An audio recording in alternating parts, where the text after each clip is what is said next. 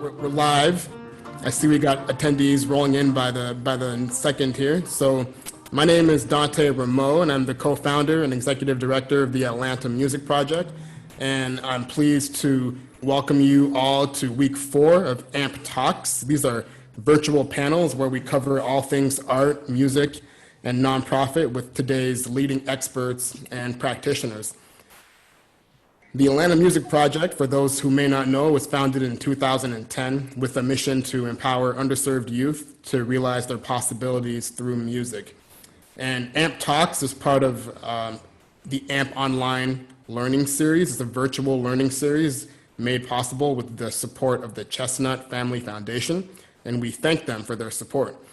AMP Online also includes music masterclasses with AMP faculty, recitals by AMP faculty and guest artists and students, as well as in-depth podcasts with artistic luminaries from around the world. So a schedule of all of those components of the AMP Online program is available on our website at atlantamusicproject.org.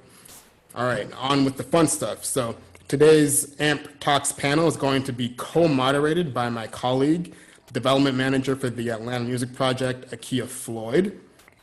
Hi, everyone. And the title of the panel today is Practice Makes Professional, Musicians in Corporate America. Our panelists, who you're going to meet momentarily, spent hours of their youth honing their craft as young musicians. They attended some of the most elite music schools in the world, and today they are successes in corporate America. We're going to find out from them how being trained musicians has informed their non-musical careers. And we're going to ask them, are all those hours in the practice room worth it? And how important is music in the lives of young people, many of whom are listening to us today? Throughout this panel, we're going to be taking as many questions as possible, so don't be shy. If you have a question at any time, just type it into the chat box, and we'll do our best to have panelists address it. And so we're going to let the panelists introduce themselves, and I'll frame this first question, and we'll go in order of the alphabet. So Naima, you're gonna answer first, followed by Sarah, followed by John, followed by Weijun. So guys, we have a lot of students and parents watching and listening, and they may not know who you are, what you do. So could each of you please take a moment to tell us your instrument, where you studied, and explain what you do for work today. You have fancy titles, but we might not know what all those, exactly what you do. So we're very interested in knowing that. Naima, take it away. Oh, sure. Thanks so much. It's such a pleasure to be here. And hello to everybody attending. I'm Naima Belal. I am from the Washington, D.C. area. I studied violin and viola, undergraduate, IU Jacobs School of Music, graduate, Cincinnati, Cleveland Institute of Music. And I started out as an orchestral musician and very quickly transitioned into a career of arts administration. So I was a fellow with the League of American Orchestras, interested in executive management with orchestras, and did residencies with orchestras around the country. And then I oversaw artistic programming for the Cincinnati Symphony. And in that capacity, I was essentially the casting director, overseeing repertoire strategy, relationship building with artists, music director searches, all of that, recording projects, and working very closely to ensure that there was a kind of a robust artistic strategy and implementation for the institution. It was there that I caught the bug for fundraising. I was taken along as subject matter expert for major artistic initiatives for some of our most generous donors here in Cincinnati. And I realized a lot of that relationship building skill and acumen that I had developed as the sort of casting director was wholly transferable to the fundraising realm. And then I then pursued fundraising. I'm now a certified fundraising executive, and I work at the University of Cincinnati Foundation, which is the IRF and philanthropic arm for the University of Cincinnati. And, very broadly, my work is twofold. I oversee a complex of governance and policy strategy design for the foundation, and I also work to create principal gift strategy for the UC Foundation as well. So that's in a nutshell. Is Sarah now? Yeah. Yeah. Hey guys, I'm Sarah Griesenauer. Thanks so much for having me today. I'm excited to be here and talk with everyone. I am from Atlanta, Georgia, born and raised, and I'm a cellist. I started playing in the 6th grade in the orchestra at my middle school. Played cello throughout middle and high school, and then into college at the University of Georgia, where I attended on a Hope Scholarship. I decided while at UGA to major in business and real estate. So have continued to play cello since then, but transitioned to the business major in real estate, and then now work for Chick-fil-A in the restaurant development department there, doing market strategy. So my role is to do the analysis and research to plan where we put future Chick-fil-A restaurants. So I get to travel almost every week to different areas and markets that I work in, doing research and analysis to put together sales forecasts for future Chick-fil-A locations and do cannibalization or impact analysis. So if we open a new Chick-fil-A restaurant, what would be the impact on any surrounding Chick-fil-A restaurants? And then also the strategy for our existing restaurant portfolio, and how to manage that, any reinvestment, relocation in our portfolio. John, I think you're next. Great. Well, Sarah, I would just say you can build a Chick-fil-A right next to my house if you'd like. But anytime. Yeah, there you go. I help to bias your research. So we'll see. Anyway, thank you, Sarah. So I'm John Sparrow. Glad to be with you today and for this conversation. Lots of things I guess I'll share very quickly. I have the privilege of serving with Sarah on the Atlanta Music Project Board of Directors. I've been a part of the board, Dante, now I think 6 years maybe.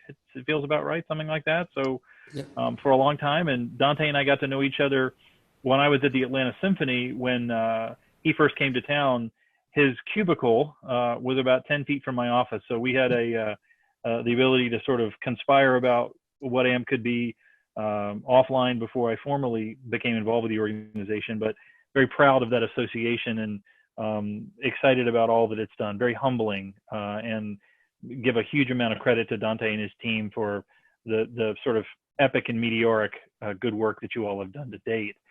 For me, my story, I am a recovering bassoonist.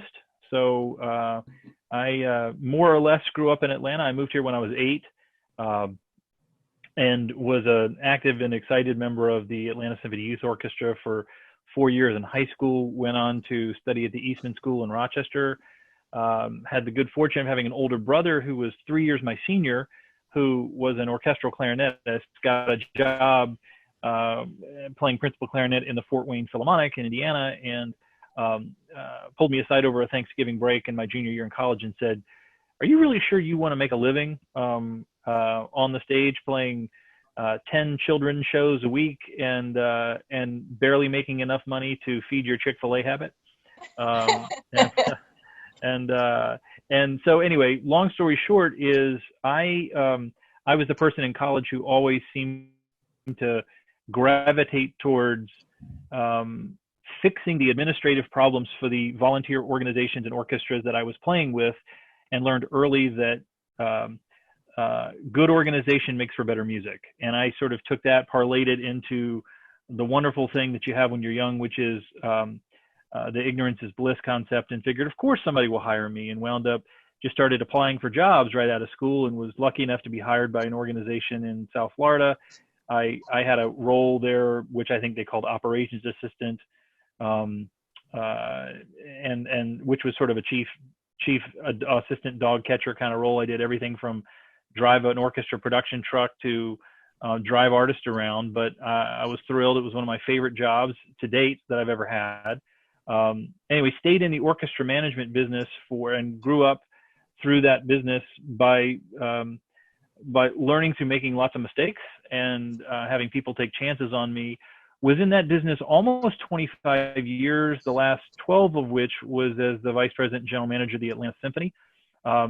Spent a year in the middle of that career path as the director of artistic initiatives for what is now the Adrian Arsh Center in Miami. So I was the in many ways, like Naima, I was the person who was responsible for helping assemble the artistic diet of what was presented at the center, but got recruited back to Atlanta, which is home. Again, worked for the orchestra for 12 years. Took my, if you will, my adult gap year, if you will, after 12 years at the symphony. In 2012, wound up getting pulled into some interesting conversations about helping nonprofits do executive search. And for the last 6.5 years, have worked as an executive search consultant, serving nonprofits of all shapes and sizes throughout the United States. So that's me in a nutshell. John, can you just quickly, for our students, what is executive search? Oh, sure. So nonprofit organizations hire me and my firm to, when they have a vacancy for a CEO or a director of development, or usually a senior position, and we come in and work with them to go out into the world in the marketplace and find those people and bring them to the organization and help them, guide them through a process to select an executive when they have a vacancy, hopefully one that works well and stays in place for a long time. So hope that helps clarify, Dante's. Thank you. Weijun, last but not least. Hey guys, good morning. Thanks for coming. I just wanted to say, hope everybody's well, wherever they are, and thanks, for the chance to meet all these really cool people doing really cool things around the country.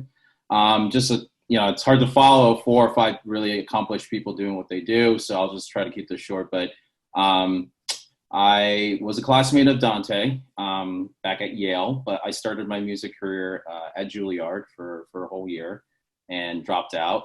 I thought that, at the time, I thought the best thing for myself was to get a well-rounded education. And so I was lucky enough to be accepted at Harvard. I majored in economics there with a sort of side major on music at the time. After Harvard, I decided to pursue my music career. I thought that it was a promise, at least from my reaction to my success and competing and playing concerts. I thought, hey, let's give this a couple of years a try. I enrolled at Yale, and that's where I met Dante. There for 3 years, did a master's in an artist diploma, and then I moved to New York City in 2009. In New York City, that year, incidentally, I broke my hand, and it did.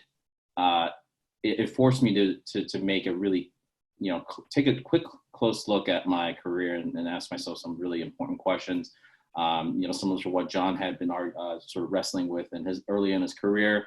You think, is this something that I want to do? Is this something that I'm okay doing, right? Because it is a very tough job to pursue. I mean, there are hundreds of thousands of musicians all around the world wanting the same career that you want.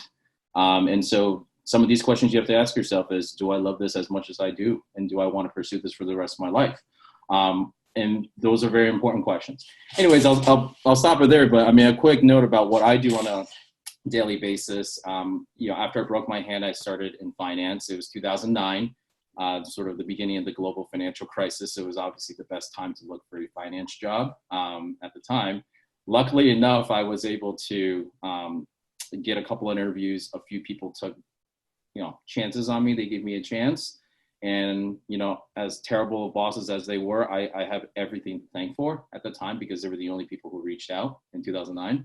And I am here today because I was hungry and I wanted to ultimately invest. And so currently I work at a hedge fund. I've been here for 2 years. Prior to this, I was at Goldman Sachs for about 2.5 years. There I was doing research, and what I do on a daily basis is I look at investments. I look at equity investments. I look at debt instruments investments. And the essential goal is to make money, buy something cheap, and be able to sell it for a profit later.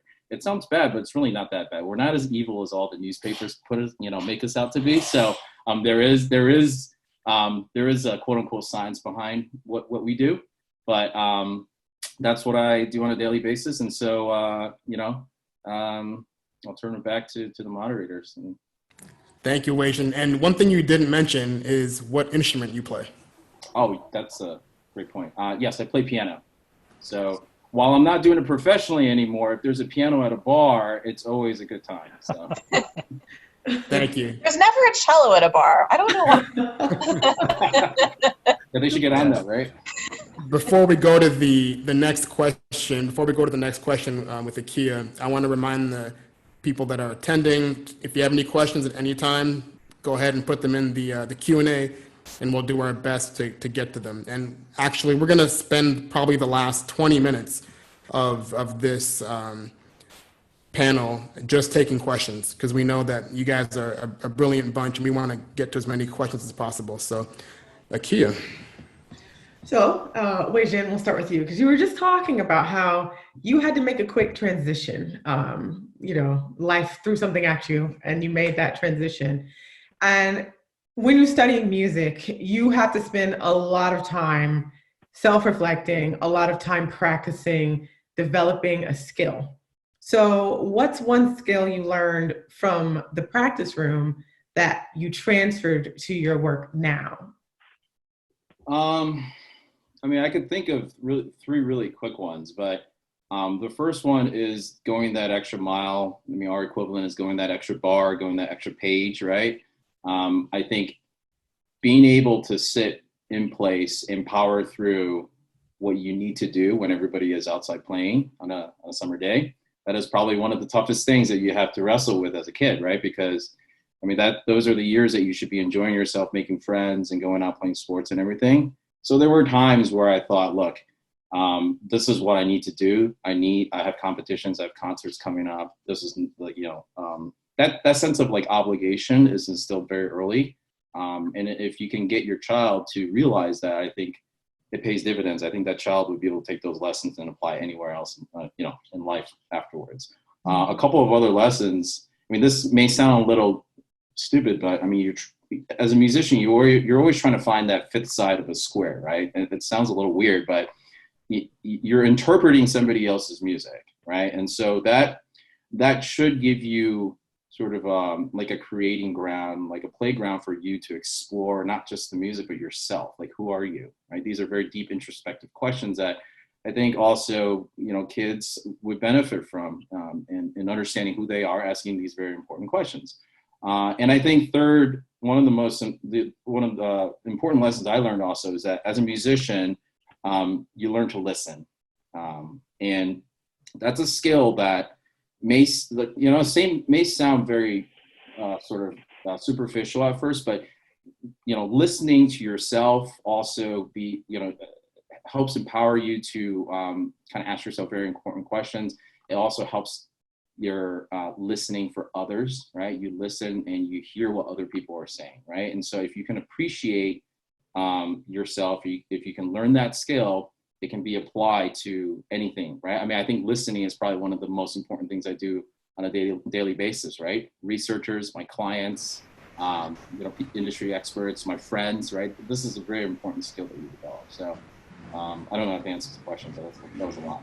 No, that's great. Sarah, do you have anything to add to that? I echo everything Weijun said. I think the listening, that's a great point. I think in addition, for me, just the responsibility, commitment, and the hard work that it took to study cello for so many years, and the planning and time management, I think those are all qualities that I really learned through studying cello and being committed to that, going to orchestra rehearsal every weekend instead of being out hanging out with friends, going to the private lessons every week. It's a huge commitment, and it takes a lot of time management, planning, responsibility from a very young age, and that has stayed with me throughout my life. I think also I learned a lot of self-confidence. I was a very, very shy, quiet little girl when I started playing the cello, and I think it helped me to build my confidence. Just to be on the stage playing music gave me confidence and really helped me with that, and that's stuck with me stuck with me as well. And being in the section and in several of the orchestras I was in the Buckhead Youth Orchestra, the Atlanta Symphony Youth Orchestra. I sat toward the back in the ASYO, but in the Buckhead Youth Orchestra, was first chair for several years. And I think just the leadership also that got instilled in me from such a young age, without even really knowing at that age what I was learning, just with the section relying on you, it's really affected me for the rest of my life and into my career.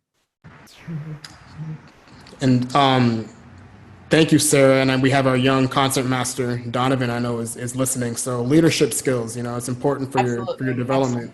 Yes. We have two questions from the audience. One is for Weijun, and then maybe we can start with Naima and John to answer the second question. The first question comes from Katie, and she wants to know from Weijun what you meant when you said the fifth side of the square. When you're looking at a problem, there are very obvious answers that pop into your mind, right? If you have a problem or a dilemma, your natural inclination is to kind of go with your gut and what you understand, what you know from previous experience. I think as a musician, it forces you to look sometimes beyond the page. I mean, I learned in high school that a piece of music is a lifeless thing, right? It's composed by somebody who died 200, 300 years ago. And for you to be able to have the privilege of being an artist, your job is to breathe life into that lifeless piece of art, right? And so I think finding that fifth side of the score to me means looking in places, asking myself questions that normally I would not think to ask or think to consider. I think this is especially important because, at least in my job in finance today, there are very obvious answers and obvious considerations in some of the problems and investments that we look at. But when I was interviewing, I just remember a lot of people saying, hey, look, you could bring potentially thinking outside the box type of frame of mind to some of these investments, some of these problems, your experience as a musician. It could become very valuable. So I guess to answer your question in a quote unquote like very cheap way, it's another way of just saying, hey, look, it really fosters your ability to think outside the box, and it's more important than you can ever imagine. Especially I think it's especially true in industries and businesses that are very competitive, and there are a lot of people with the same eyes on something. You have to be able to stand out and think differently, right? And you have to develop that skill from a very, very early age. Yeah, and I'll build on that too. I mean, as now being on the employer side, when I look at resumes, maybe for interns or entry-level positions, other than, work experience, if I see musical experience on a resume, that thrills me because I know that the candidate has skills that they've learned from their years of being dedicated to an instrument that other candidates, may not have. Terrific. Thank you guys for those great answers and for the question, Katie. The next question comes from my buddy Stanford Thompson. Akia, can you bring Stanford up on video? I'm going to put him on the spot. He's somewhere in the mountains in Pennsylvania growing a beard. If he doesn't mind. Yeah, we'll see. If he doesn't come on, then we'll there he is. Stan, do you want to be on video? Well, I think it's possible. There you go, buddy. I told you he was in the woods in a cabin. Stan, go ahead and. So for those who don't know, Stanford Thompson is the founder and CEO of the music education program Play on Philly, very similar to the Atlanta Music Project. And Stanford and I are colleagues. We were roommates for a year. And so go ahead, Stan, ask your question. So my question was, if you all lost your jobs at the end of the month, how would you reinvent yourself and move on, considering, make this a little bit harder, that you aren't able to find a job in your line of work? So for example, if you work for an orchestra, you wouldn't be able to jump to another orchestra, but how would you all just think about reinventing yourselves? I'm going to go ahead and let John and Naima start with their answers. Naima? Sure. Yeah. So, wow, what a great question. And it's one that has taken on new meaning, obviously, in these times, because I think a lot of people are involuntarily asking themselves that question. And it's quite scary. And with that, I think to answer that question, I'm going to turn it back into another philosophical question, which is what's vital and what's true to who you are. And I think one of the things I've learned as a musician is to take risks and to listen. Weijun talked about listening as a key distinctive characteristic and skill that you learn to develop. And I think one thing we don't often ask ourselves is, how do we listen to what are like the most inner depths of our soul tell us about what we want to do? That's where the conversation starts. If I were to be in a situation where I needed to plumb the depths of my next steps, I'd start there. And especially in the business world, I think we have this notion that there are these very sort of algorithmic approaches to everything we do. And I think one of the most vital things I bring as a musician to the business world is I think very broadly, and I think outside of algorithms. And for me, it is really vital when you interrogate what it means to lose everything, all bets are off. And I think that's one lesson I'm deriving from this moment is the status quo doesn't work. And how can we use this scary moment to reinvent how we operate as human beings, but also how we operate as colleagues. And I think that's where I would start. I would start with the inner dialogue and inner question as to what is most vital to you, what's true to you. In any normal operating setting, what outside of your current work that earns you a paycheck, makes you stand up straight, listen, brings you joy, brings you a sense of love and fulfillment. Start there. Yeah. And I'll just jump in on that. I think Naima makes many good points in that.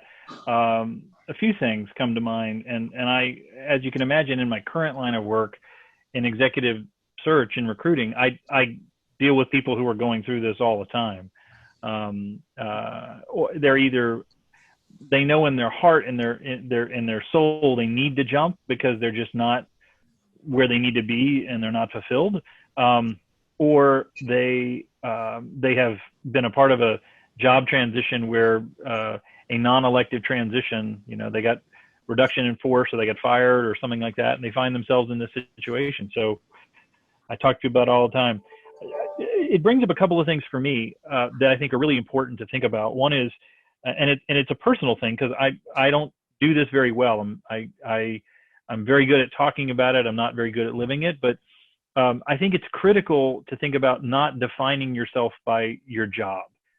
Don't define yourself by what it is that you do. People are three-dimensional, and there's more to you than what you do when you're working with somebody. It's not to say that you don't have passion. It's not to say that you're not fully invested in what you do, but there's more to you than what you're doing at the moment. And I think one of the benefits of age is you get to see that play out because life takes you through some twists and turns that you don't anticipate. And you learn that there's more to you than what you were doing 10 years ago or 15 years ago and the like. And in many cases, it can be a different chapter. It can be more robust. It can be more fulfilling. It can be a better balance in your life and family. That's easy to say on the good side, on the back end of it. Once you've managed that transition, it's terrifying when you're on the front end of it. But I think that's one thing I would just counsel people to do. The other thing I would say, Stanford, to make sure I'm getting specifically back to your question, if you had to reinvent yourself, I would think that musicians have a lot of innate skills and gifts that people often don't see when they look at a resume or see your job title, that I would sort of think about and tend to own and be in a position to both have it as part of your own personal discernment when you're evaluating what you want to do and what you can do, but also outwardly projecting that to audiences of people who might be potential business partners or bosses or colleagues or what have you about who you are and what gifts you bring to the table. On a technical level, people will say, well, you're a musician. What do you do? And you could say, well, I play an instrument and I can play loud, I can play soft, I can play beautifully, what have you. More to the point, I think what you can do is say things to where Weijun was about, I have an incredible sense of grit and determination and discipline because I'm able to compartmentalize things and focus when many other people maybe cannot. That will translate into a professional environment of many different shapes and sizes. One of the things musicians take for granted that they have to do is they're natural collaborators for the most part. You're a part of, you can't, for the most part, do what you do by yourself. Even if you're a soloist, right, you've got to have an audience that you've got to interact with, and there's got to be give and take. You've got managers, you've got people that you've got to deal with. In the case of a symphony musician, of course, it's much more pronounced, but you have to develop skills of give and take. And guess what? When you hear people talking about successful people in a business environment, more and more and more you hear about people talking about, gosh, that person was brilliant, but they had no soft skills. And the soft skills being, can you work with people? To Weijun's point earlier in the conversation, can you listen well? All those things are an innate part of being a musician. And I think if you had to reinvent yourself, I would make sure that you spend some time thinking about those sort of broader things as you evaluate what your next role might be. Again, because there's a wonderful quote from Billy Joel. He did a commencement speech at Berklee College of Music, and I thought it was great. It stuck with me for years, which is musicians are something that we are more than something we choose to do, right? So the music part's always going to be there, and it's going to inform what you may do in a future chapter, but what you may choose to do for a professional career may be very different. But anyway, I won't go on and on and on, but I would say, remember, don't define yourself by what your job is. And I think that will help your personhood. And number two, make sure you're thinking broadly about the skill set you bring, having grown up as a musician or learned how to study an instrument or voice or what have you, that can apply to lots of things and help you be very successful in a professional environment.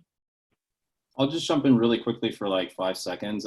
I think both speakers before had mentioned really great points, but really quickly, I think, look, Stanford, this may not answer your question, but I think I'm going to give you a personal anecdote that of a friend who lost her job out in Seattle.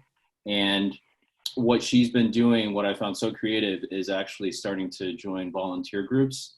And when you're joining volunteer groups, it's actually, to both people's points before, you're looking deep within yourself and you're asking yourself what you love to do and what excites you that you're willing to do for free, right? And I think that's what I think what she was trying to do is that she's going back to her roots and understanding what she loves to do, and what better networking sites, socialization circles, than a volunteer group, people who all share the same amount of passion. You'll find out very quickly if you want to do that. In fact, I think people have joined these volunteer groups. And again, I understand this is not a paying job, it's for free, but these opportunities can turn into something else, right? Like, I didn't get my finance job because I blindly fired my resume to like 3,000 people, right? There are people you meet along the way very serendipitously, or just through random chance events, that could be your next job. So I think if you're able to keep yourself afloat for a little bit, volunteer, find groups that are resonating with you. It may not be the solution in the short term, but I think that is probably one of the best ways you can try to rebrand yourself, as Sean has said, right? And we're three-dimensional people. We don't have just one job. We're not defined by that. So I'll leave it there. Terrific. Thank you for all of those answers. Great question, Stanford. And actually, Weijun, what you mentioned about connecting to people and networking is a good segue to a question from our concert master. Kia, can we bring on Donovan on video? Donovan, you're going to go on video and ask your question, buddy. I was going to say, if he doesn't mind. If he doesn't mind. Donovan doesn't mind. And absolutely. Hey. Hold on, Donovan.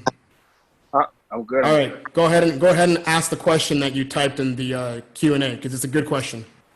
Okay. Yeah. So I'm an aspiring violinist. I more so call myself artistic because I like to write stories. I like doing things that other black men wouldn't do in their community, especially where I'm from. Like right now, I'm writing a story. It's called The Orchestrator, and I just want to know, like, you know, people, when you see other people, you ask yourself, dang, they couldn't have just auditioned for something to get to where they were. They had to have known other people to get to where they were, to get people to know them. So my question is, how do you get connections to people that allow you to get to where you want to be in life? Can I chime in there?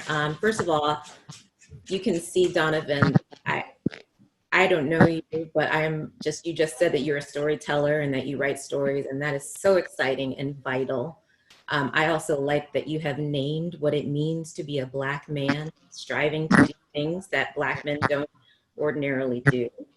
As a woman of color, as a Black woman in the orchestral space, I can tell you, again, for better or for worse, the job for people of color to enter those networks and get people to know you is much harder.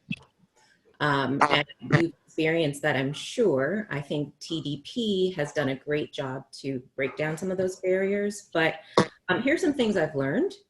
When it comes to advancement in any field, talent matters, but who you know matters much more. As an artistic administrator, I can tell you there's a complex of sort of cronyism, frankly, that dominates opportunity. We regularly hired people who all have a baseline of immense talent, but there was a big swing. And some people entered the stage because of who they knew. And so that applies to any other aspect of your life. So what I would say is, especially for a person of color, you're going to have to dig deep into your Rolodex, create connection with like-minded individuals, do a lot of coalition building and networking. As a musician, enroll the people in your life as your advocate, as your sponsor, and as a champion. And those are three distinct tiers of individuals in your life who can help you. So a mentor is going to be the person you learn from. And a mentor can come in many different shapes and sizes. You can have a mentor who's teaching you about, solid bow technique. You can have a mentor who's telling you about sound production. You can have a mentor who can talk to you about public speaking. And then there are sponsors, someone who's going to go to bat for you and say, Donovan is a supreme musician, but he's also a storyteller, and here's what he brings to any setting. And then you have champions. A champion is going to put on the line their own social capital, even at the risk of losing some social capital, to advocate for you. So what I would say is you have to be intentional about it, be genuine about it, right?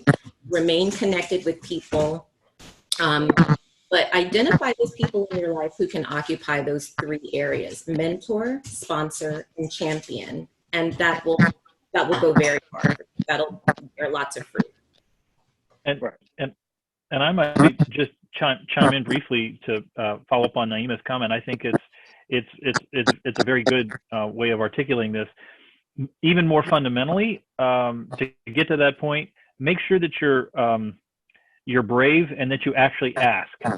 You ask people for help or information or to share about themselves and their journey.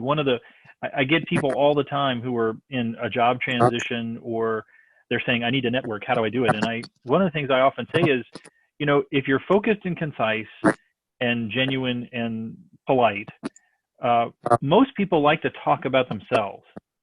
And if you just simply say, look, I really am intrigued. I find what you've done compelling. I admire your journey. I'd love to know how you got there. Would you mind? Could you spare 15 to 20 minutes and help me understand how you traversed that landscape and how you made it. You'd be surprised how many people, I think, for the most part, will take that and invite you in and be happy to share.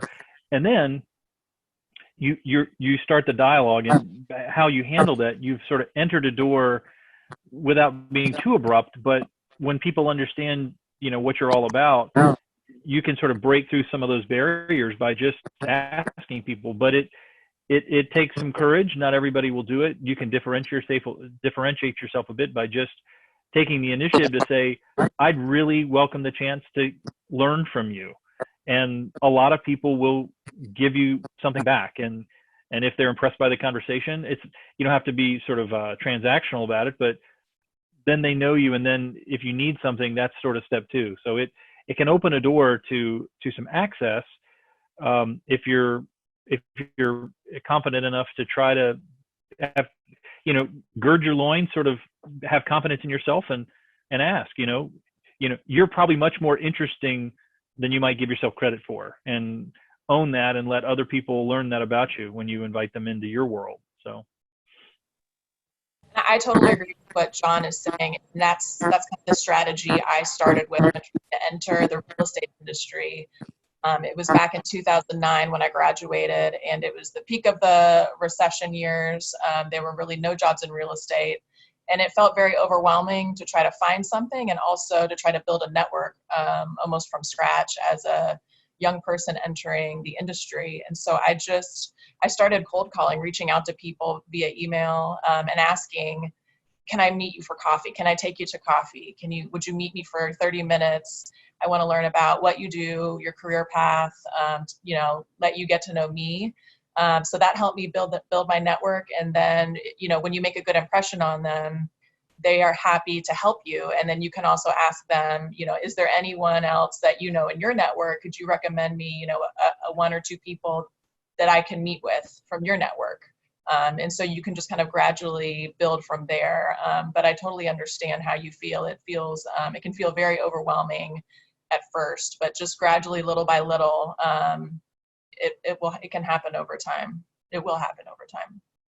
Yeah, I mean, and lastly, I think Naima, John, and Sarah all bring up great points. I'm kind of standing on the shoulders of all what they said, but I think you're building your own brand right now, Donovan, right? You are your own brand. And I think I'm personally a very scrappy person. I will go out and I'll pound my head against a brick wall and I will get what I want because I won't take no for an answer. Obviously, there are like ways around not coming off the wrong way, right? When you want to do that. But I think similar to what John said, it really resonated with me because this is what I did, is that you have to show interest in the other person, right? This is a world where it's very transactional. People call on each other because they need something, right? And so having a lot of people do that to you over time, you become a little cynical of why people are reaching out over time. And so what I found to be really helpful, especially, talking to managers, making relationships, is that take an interest in what they do. Like, what do those people like to do, right? I mean, what John said, people love hearing themselves talk. They are very proud, and it's not a bad thing. They're very proud of what they do on a daily basis, right? That's why they do that, right? And for them to be able to share what they do with somebody who can appreciate it or seems to appreciate it, that is the greatest source of confirmation and happiness for somebody, right? Because it's like somebody cares about what I do, right? And so I think if you want to make really great relationships, and I do this on a daily basis in what I do every day in finance, right? Like, take an interest in somebody else, learn what they like, learn what they do, research them. If they're well-known, like, find out. And, to Sarah's point, these little coffee meetings build up on top of each other, right? You're at step 1 right now. You want to get to step 10. You can't bridge that gap in one day. It's similar to what I experience in finance, like coffee, meetings, phone calls. Sometimes I get a job that's completely unrelated to what I originally sought out for, but I actually ended up liking it, right? But these are things that build on top of each other. So don't go for the 800-pound gorilla in the room immediately, right? There are ways to get to there, right? And you just have to be patient, but build your brand, don't give up, right? And take an interest in what other people like. And that will build relationships so successfully. And I think be persistent too. I applied to Chick-fil-A 3 times before I got hired. If I had given up after the first time or the second time, I wouldn't be where I am today now, having been there nearly 10 years. So just don't take the first no as an answer. Be persistent and stick with it. And if I can also add one more thing very quickly, Donovan, and again, you'll forgive me if I keep putting it through the lens of sort of ethnic, gender, racial background, but as people of color, we are often discouraged from telling people what we're good at. That's just a social conditioning. So when John talks about being brave for John may look different for being brave for me. And as a Black woman, being brave means telling people what I'm good at, and being okay with that. So Donovan, when you come into a space and you're genuinely exchanging information and dialogue with someone, be very intentional about telling people what you do, what you're good at, and be okay with that and let that sit very, very comfortably within you. The more comfortable you can get with that, the more relationships you build, because when someone is suddenly looking for a Donovan, they'll be like, oh, I know a Donovan and I know exactly what he does. That's well. So be comfortable tooting your own horn. And now there is a tactful way to do that. But, find your authentic way of doing that, and you'll find a lot of benefit there.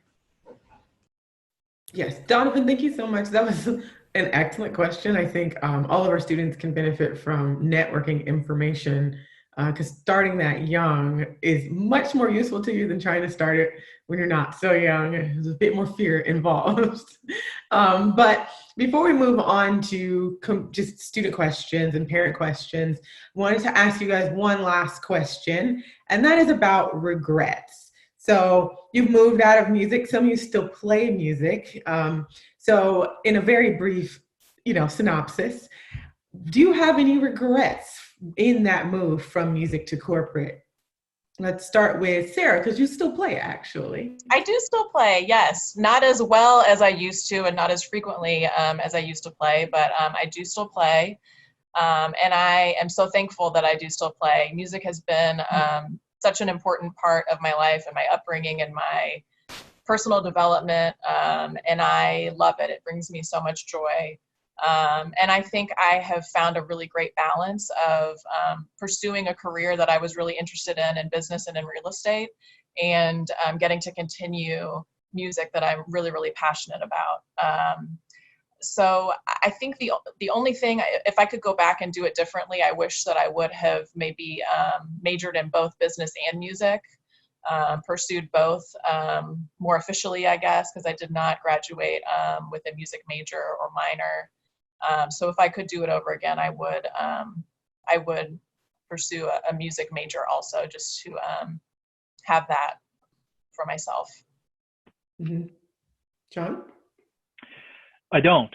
So I say that deliberately because it's something I've thought about a lot. I may be sort of the extreme one in the group in that I actually sold my bassoon when I was 23. Not out of Dante, don't laugh. It's a running joke too, because Dante plays publicly often. I have not. People always want me to play, and I said, you really don't want to do that. You want to raise money. You don't want to have people take it away. So you don't want to hear me play anymore. But for me, it was a practical thing. It wasn't out of scorn or spite or anything like that.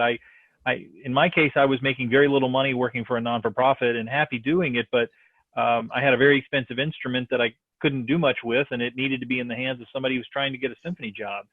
So it was more pragmatic for me. But no, I don't. I don't have regrets. I mean, I think part of the reason, at least for me, I have been fulfilled working in the roles that I have, and particularly being fulfilled working in an administrative role in service of musicians, right? Is that I don't look back with any regret. I had amazing and wonderful experiences as a musician at an early chapter of my life, and I'm glad I did, and they've informed who I am. I mean, I played as an extra with the symphony from, on occasion. I was able to play a Mahler symphony in Carnegie Hall. I made some recordings. I mean, it's been a wonderful gift. And I cherish that, but I'm happy where I am now. And I think one of the reasons that serving music and serving musicians was so fulfilling for me is I didn't have conflict with that. I knew what it was about for them. I knew what, to some degree, what they were going through, and I knew what they needed me to be focused on and good at in my job to help make sure they could do what they're best at. So, no, I'm happy for the path and don't look back. So, at peace with it all. Naima, since you're still in the arts world, really, to a degree, but also working for a university, what would you say? Do you have any regrets? Ooh, so when people ask this question, the short answer is I want to reframe regrets as observations of what I would have done differently. Mm-hmm. Mm-hmm. And there are a lot of things I would have done differently. I think a sentient person who is constantly looking to learn is going to make some mistakes. So sure, I've got some regrets. But when it comes to a pursuit for your life, when it comes to the pathways that either guided by others or guided by myself, that I pursued, there I have no regrets, absolutely. So when I think about the dual pursuit that I took in my undergraduate years as a music major, as well as I pursued Near Eastern languages and cultures and arts administration as a minor. So at once I was honing my craft as a musician, I was honing my craft as a linguist, I speak Arabic, and I was honing my craft as an arts administrator. And each of those has added enormous richness to my life. One of the most distinct things that I think music has given me in these times, though I don't play professionally any longer, at least not as frequently as I used to, is medicine for the soul, right? So we are all academically trained musicians and we bring that honed skill set. But when we enter scenarios like settings we find ourselves now in a global pandemic, there's anxiety, there's sadness, there's grief. One of the most incredible gifts that I feel like music has brought me is salve that I can give myself. I can play duets with my daughter. You can see 2 violins in the back, one's mine, one's hers. And that, we play Suzuki violin duets from the ones I used to play when I was a little girl. And that brings so much joy into your life. And I think that is the chief gift of music. It's like the self-soothing ability and some, affirmation that you have honed after hours and hours and years of work, a craft that you can call your own and nobody can take that away from you. So yeah, no regrets. Awesome. Weijun? I'm going to be the odd man out here. I guess the best way that I can think about it is I think regret is a very human emotion. I think it's appropriate to have it. And so on those grounds, and again, this is not because I disagree with anybody who has shared their personal experiences. I think those are really, really touching experiences. For me personally, I have a ton of regrets and I own up to it, right? And I think it's totally okay. There are days that I regret leaving music because I remember the joy that it brought me. There are days that I remember practicing 10 hours a day was just no fun at all, right? There are days that I regret joining finance. I mean, I hope my boss isn't on this thing right now, but but there are, you always have regrets and it's a very human emotion. I think it's okay to have them. And I think Naima says something really, really amazing. I completely agree with her, is that it rather than looking at it as regret, it's a way for it to be an observation, to apply a closer lens at your life again. Maybe it's just a friendly reminder that, hey, look, if you regret leaving music, involve yourself again. It's very simple, right? Like my work day is like, work day is probably, it begins around 6:30, 7 o'clock, right? And it could go into midnight, right? And there are days where I just like, all I do now work from home is I sit in this chair all day.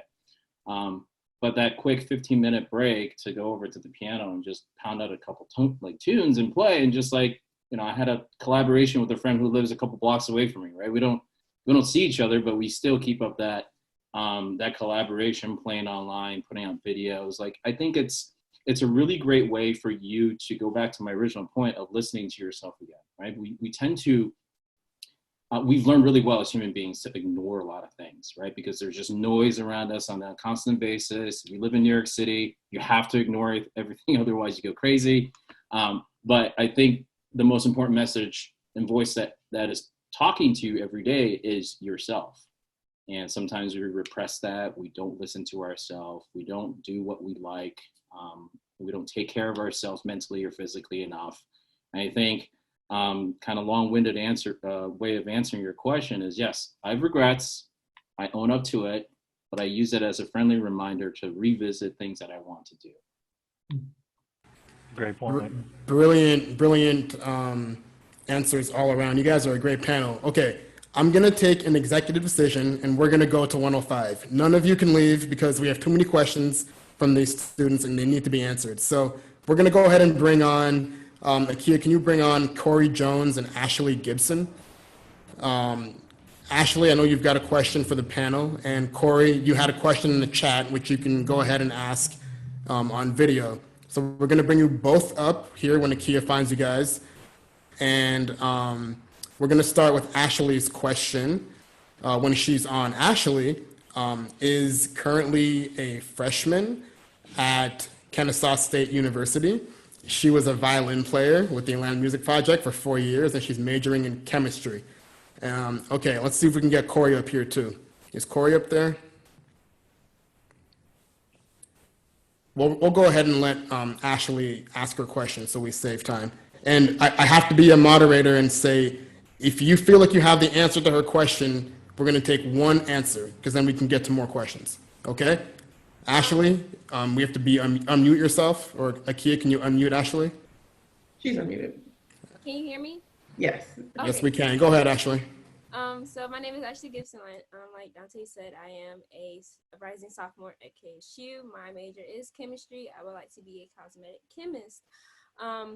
My question for you is basically, how did your parents feel about you guys changing your majors? You know, how did they, you know, I know some parents are like, well, you stayed in this hobby for so long. Why aren't you, you know, going in that route? Why are you changing, you know, directions now? So I was just wondering, like, how did you, you know, have that talk with your parents about, you know, this is not what I really want, but, you know, I want to go with something else? I'm glad to take it. Okay.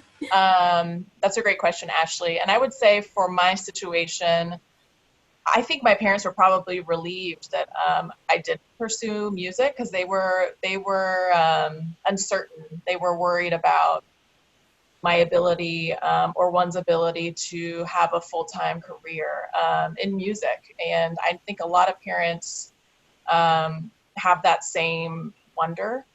And I think for mine, I'm one of 3 daughters. I'm the oldest of 3 daughters. And I think my parents wanted to make sure we were set up to be independent and self-sustaining and provide a good living for ourselves on our own. And I think that for my parents, they came from a very humble background. They're both from Missouri. My mother grew up on a farm. Her father was a farmer, and my father was the son of a carpenter. So I think they did not receive any training in music in their life or in their youth. It was a very unfamiliar career path for them and their upbringing, and they had to work very hard. They put themselves through college while working full time, and it was a struggle. It was hard for them, and I think this is a long-winded answer to your question, but I think, and for them personally, I think they wanted to feel very assured that my sisters and I had a stable, reliable career. And for them, they had gone into business and felt like they would rest easy knowing that, we would have a paycheck coming every month from a company. So for them, I think they were relieved, but I think it's different with every family. And I think finding a balance. And if you're pursuing chemistry, I'm sure you are very, very smart and will be successful in that. I was never great with chemistry or science, But I think just an honest conversation with them and, why telling them why you're interested in the chemistry and what your plans are there would help. Excellent. Great answer, Sarah. And I'm going to interject, and then we're going to go to Corey's question. And then we have Levita and Nia Hughes. We're going to bring you both on. So, Levita, get ready. We're going to bring you on for your question, Miss Hughes. Naima, related to what Sarah said, you have a daughter. In 10 years, you want 2 daughters. They say to you, we're going to go do a Bachelor of Music. What do you say? Ooh. First of all, I'm a bonus mom to one, and then you may have seen him coming around. Then I made this one. She's coming into the frame. So that's an excellent question. And the short answer is I would tell them, children, you should do anything that's going to make you happy in life. But let me make you aware of some real realities. I don't know. I think young people know what they want to do. And as I learned being a teenager, being bullheaded, doing things my parents told me not to do, you just got to let the babies do what they're going to do. But I pursue a career that I know for sort of unethically, saturated with people who want one job. We've got people auditioning for one principal oboe job, hundreds and hundreds of people. And the sort of likelihood of them landing this one job is what statistically less likely than that of like being in the first round pick of the draft of the NBA or something. So I have to ask myself, what is the most vital information a young person needs to know to be sure they have the skills that will make them sort of omni-valuable in the marketplace, in addition to a music degree? So I would tell my child, go ahead. You want to study music? Go for it. Here are the other skills you need to pursue to be sure that when you get your degree, you hit the audition circuit and you're not landing any jobs after years, that you have some business acumen. So get a minor in business. Pursue some kind of other humanities that, again, will make you much more well-rounded, so that if, you reach a point in your career where you need to make a pivot quickly, you can do that. So my answer would be yes, do what you want to do. And here are some really critical things you need to know about what it means to enter the workplace with only a skill set as a musician. And that's not to undercut when, someone like Sarah sees a resume with a musician. Oftentimes, I'm sure those people also have some business experience. They have some workplace experience. So that would be my advice. I hope that helps. Yeah, Dante, I'm just in 20 seconds. I would also just add to that briefly, have a plan. I think parents will give you a lot of latitude if they know that you've thought it out a little bit and at least are thinking 2 or 3 steps ahead, not just one. It'll give them some confidence, because remember, they and Weijin understands this. They're the investor, right? They're investing in you, and I think they want a good ROI on their investment. So they also love you, so they're trying to they care about the outcome. So I would just, if they know that as a young adult you've been thinking about it and you've weighed consequences, I think it helps them trust you more to go down that path. Thank you all. Ashley, great question. You know that we have a student that might be joining you over there at Kennesaw State next year? Yeah. Yeah, one of our seniors. They're bragging about it all this time. All right. Thank you all for your answers, and great question, Ashley. Corey, you ready? Corey Jones Jr. is a trombone player. He's a senior in high school this year, so he's going to college next year. I'm not going to talk about where he got in. It's very exciting. I'll let him talk about that if he wants. But Corey, go ahead with your question, and then one panelist will answer. All right. Hope everything's going well for everybody, as well as it can be in these times. But my question was, as someone who gets a degree and then immediately goes into corporate America, a non-music based profession, I was wondering how musicians might have an advantage over an average non-musician who's applying for like the same job? Like, what exactly are they looking for? Or like, if they find out that you do have a musical background, what exactly is appealing to that to them? John, maybe that's the one for you to start off with. Yeah, and I'll be concise. I think so many who understand who musicians are and how musicians are built will understand that it gives you some skill sets that may be high on the soft skills list. I don't. This is not an overstatement. I really don't know anybody who's a successful musician who's not smart. Ever. I've just never met anybody. It seems to go hand in hand, and a lot of people know that. I think that's one. You know, I think, and it was in my case. I was really fortunate that when I went into the job market, there were lots of people, more than I expected, who knew about the school I attended, and it got me in the door a little bit because people realized that if I had gone to that school and had studied there, I was at least worth a conversation because I probably was a hard worker and disciplined and set a really aggressive goal and was able to at least on one level get there. And that got me in the door. Didn't get me much farther than that, but it got me at least, well, that was interesting. I'd love to talk to you. Don't know if you're qualified at all, but we'll see. So I think, some people will come at this understanding that musicians bring a sort of a third dimension in terms of skill sets. If they don't have a pre-wiring for that, Corey, make sure that you have a 60-second answer to walk them through what they don't know and translatable skills, discipline, focus, listening skills, ability to work and collaborate with others. Because those are all things, particularly as a young person, that people are dying for, and a lot of people don't have. You would bring them as a musician out of the chute. And to Naima's point of a few minutes ago, that's part of selling, and Weijun's too, that's part of selling your own brand, and if you articulate that thoughtfully, people will really be impressed that you're a step ahead. Most people aren't thinking about it. And how do you apply your gifts to making that situation for them a good hire and being successful in a job for them? I think Naima and John and Sarah, they all bring up great points. I'll tell you a personal anecdote, like just from personal experience, is that if you put yourself in their shoes, and John probably could understand this, if you put yourself in the shoes of somebody who's a recruiter or somebody who's hiring a position, you're probably getting hundreds and hundreds and hundreds of resumes on a daily basis, right?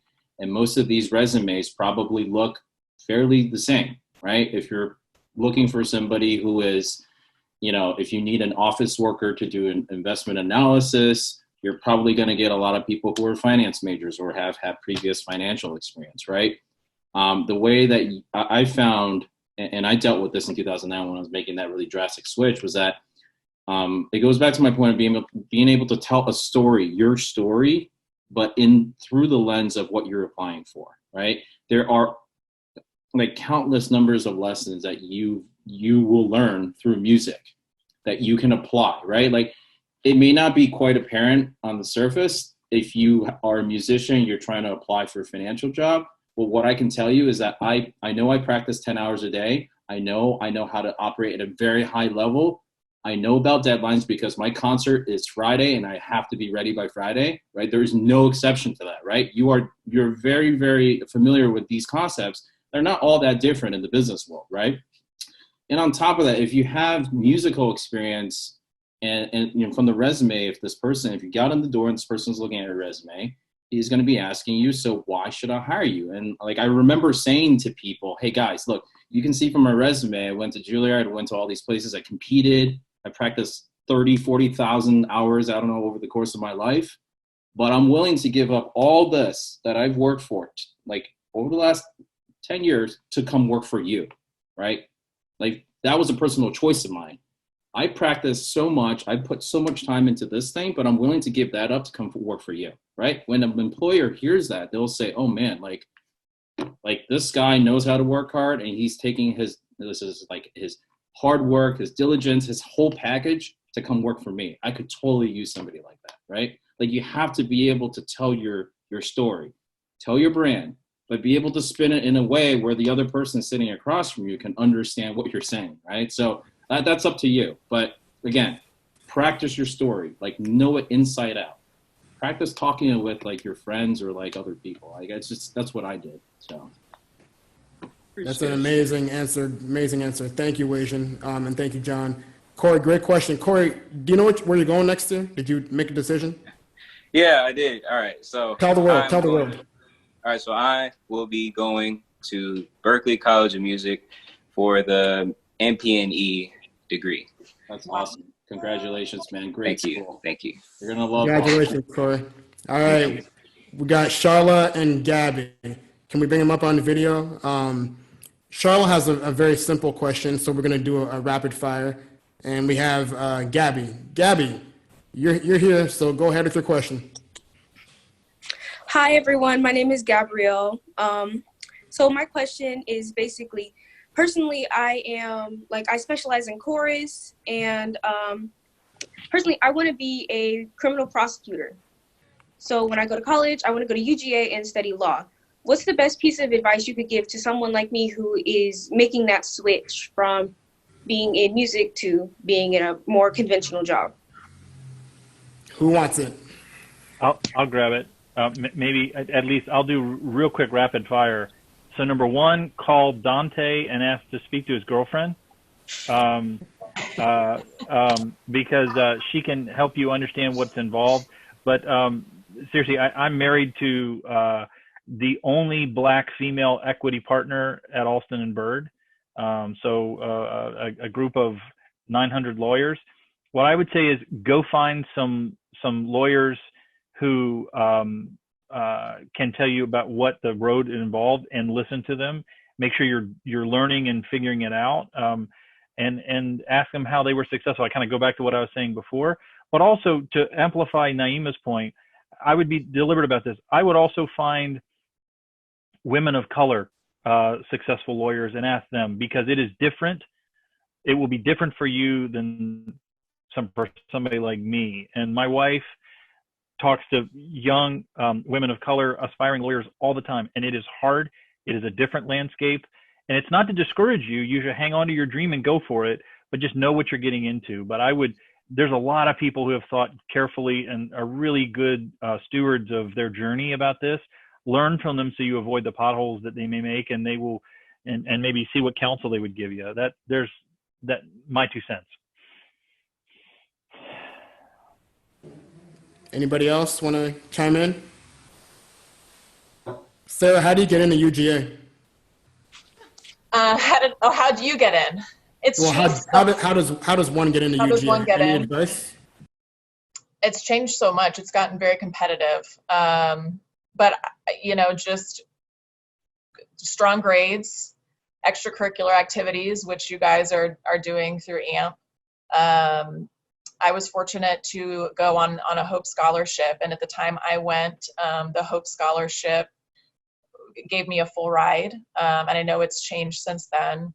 But I think the key is the grades, the SAT score, the grades, and your extracurriculars. I think it's so competitive now that I think strong extracurricular activities, again, like you guys are doing with AMP, can be a great differentiator on your application. But I think it's the numbers are important too. Thank you, Sarah. And so Gabby, make sure John is on our board of directors. So is Sarah. And so they often come to the Atlanta Music Project concerts. So be sure.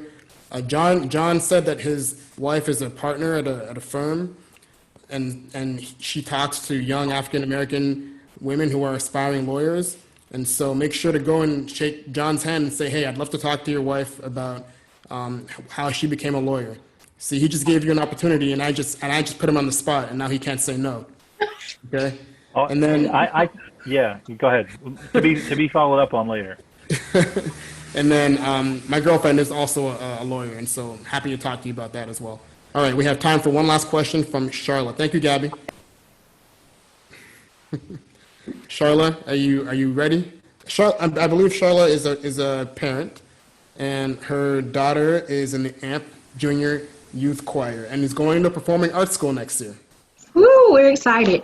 Good afternoon, everyone. Thank you so much for taking this time out. This has been a very rich experience. My question to you is, since you have made your transition to the corporate sector, have you completely left your instrument behind? And if not, what are some of the ways in which you explore your musical passions?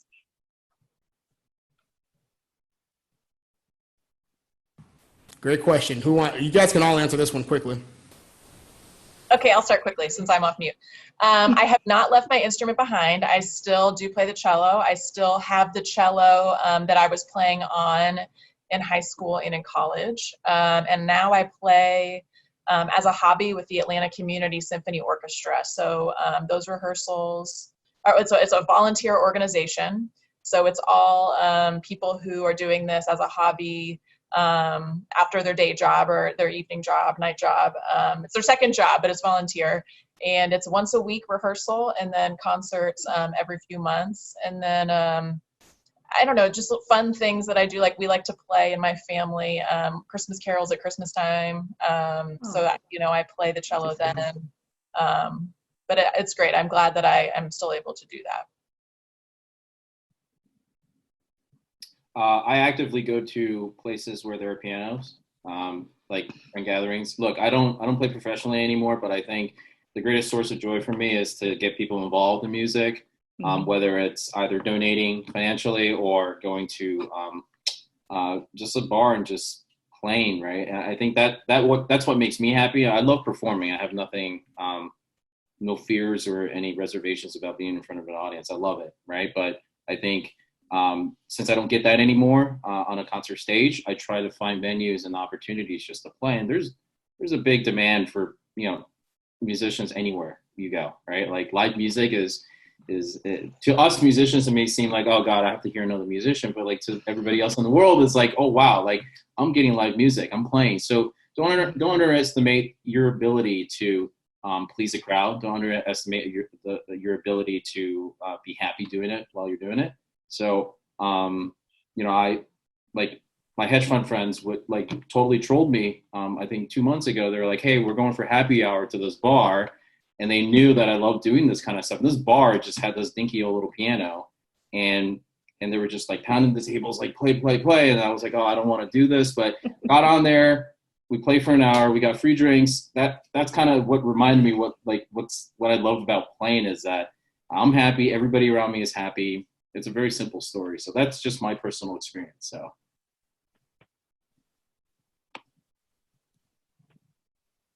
Oh, okay. Very quickly, I no longer play professionally anymore consistently. Every now and again, people who know that I play from like Symphony Connections will say, hey, could you play viola on this quartet, or can you do a duet for this festival? That's very few and far between. But what I find the most joy in terms of maintaining my musical life is playing with my daughter. She's a violin student at CCM Prep, and she's it's the joy of music that we share together, and so that right now comprises my musical life.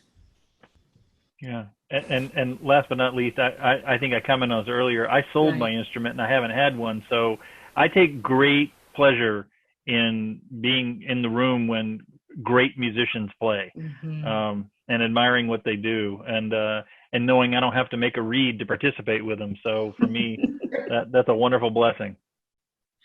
And I'll add one other thing I forgot about is I've actually played at my office several times in the current job I'm in and a previous job. I mean, people love to hear music, so you never know when you'll get an invite. But I mean, people, whether it's Christmas time or Easter or something, but there's so many opportunities to stay connected to it because it's a joy to play and also to listen. Terrific. Thank you, Ms. Charlotte, for your question. Thank you for coming on. And thank you to our panelists. It's 1:21, so we got to stop. and I want to respect everybody's time. So thank you to Madison for taking the chat questions here in the chat room. Thank you to Akia for co-moderating with me. And thank you to our panelists, Naima in Cincinnati. We have Weijun in New York, and Sarah and John in Atlanta, also board members for the Atlanta Music Project. Thank you for your wisdom, for taking the time to answer our students' questions and our parents' questions. This has been very, very, very informative. Everybody stay safe and enjoy the rest of your week. Pleasure. Thank you so much. Enjoyed it. Bye, guys. Thanks. Thank you.